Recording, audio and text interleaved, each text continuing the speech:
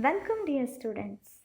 Let us begin our second chapter, Geographical Features and Prehistoric India. In this chapter, you will learn the physical features of India, the living style of man in prehistoric period, and the Stone Age. Children, human history has influenced by geographical environment. There is an intimate relationship between human life and the environment. Hence, it is necessary to learn about geographical features in order to know about human history. Let us learn and understand about geographical features of India. India is surrounded by the Himalayas and the Indo-Gangetic in the north and the Deccan Plateau in the south and the coastal region. The mountain preserved the safety and security of India, and the fertile Indo-Gangetic plain led to the development of Indus Valley and Vedic civilization. The Narmada River separates India into two, Malwa Plateau and the Deccan Plateau in the south. The Mauryas and the Guptas ruled these two areas of ancient India. The Indian coastal line is vast and stretches over 6,100 kilometers.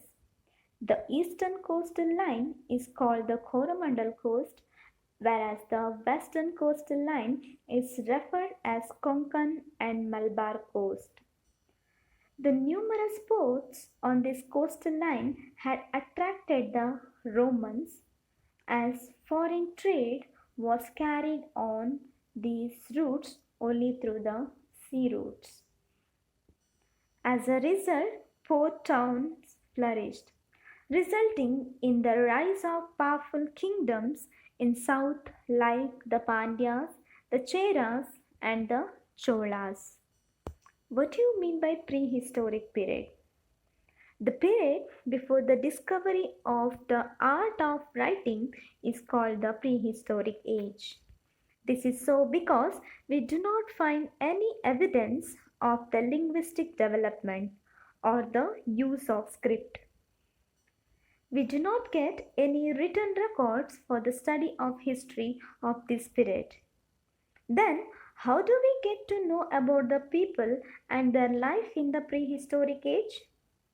The scholars who study this period are called archaeologists. Archaeologists have discovered that man in the prehistoric age was nomad and he indulged in hunting and food gathering. Archaeologists have discovered the prehistoric implements made up of wood, stone, and bones. Stone implements have been used to peel the skin and separate the flesh and bones of animals, to scrape the bark of trees, to cut fruits and roots, or like axe to chop down trees. Bones and wood have been used to create handles and use them like spears and arrows to hunt animals. Where did the prehistoric man live? The relics of the hunting and food gathering humans are available in Bhimbetka, Hunsagi, and Kurnool in India. There are many other sites in which such relics have been found. Most of these sites have been discovered along the bank of rivers and lakes.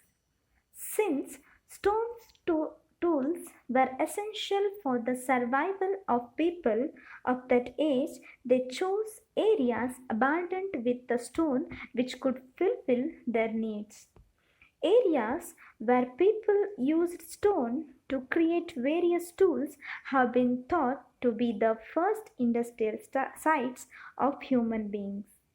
It is possible that people lived for a long time in these places. These sites are called residential and industrial sites. Signs of ashes have been obtained in the caves of Kurnool. They reveal the knowledge and the use of fire by the people of the Stone Age. Probably fire was used for various purposes to cook food, for light, and to frighten animals. We get to see some drawings in many caves in which people lived in the Stone Age. Even today, we can see these drawings done on the walls of cave and on rocks. Such cave drawings can be seen in Madhya Pradesh, Uttar Pradesh, and Karnataka. There are beautiful drawings of wild animals and hunting. It is believed that 12,000 years ago, a major change took place in the Earth's environment. The Earth's temperature began to gradually increase. This led to the development of grassland in many places. Birds and animals began to multiply in unprecedented numbers. Man, who had been hunting animals, began to observe their nature, food habits, and the way of these animals multiplied. Over a period of time, they captured some of these animals and brought them up. Like this, animal husbandry and dairying started. Along with this, man also learned to catch fish in streams and lakes. Man had noticed in the meantime that some grass bearing grains had grown naturally. They learned to use them as food. The grains and cereals like rice, wheat, and barley obtained from such plants. Gradually, he learned to grow them too. Archaeologists refer to the period we discuss now by different names. The age that prevailed 2 million years ago is the oldest age and is called the Old Stone Age, and it stretches over a period of 12,000 years.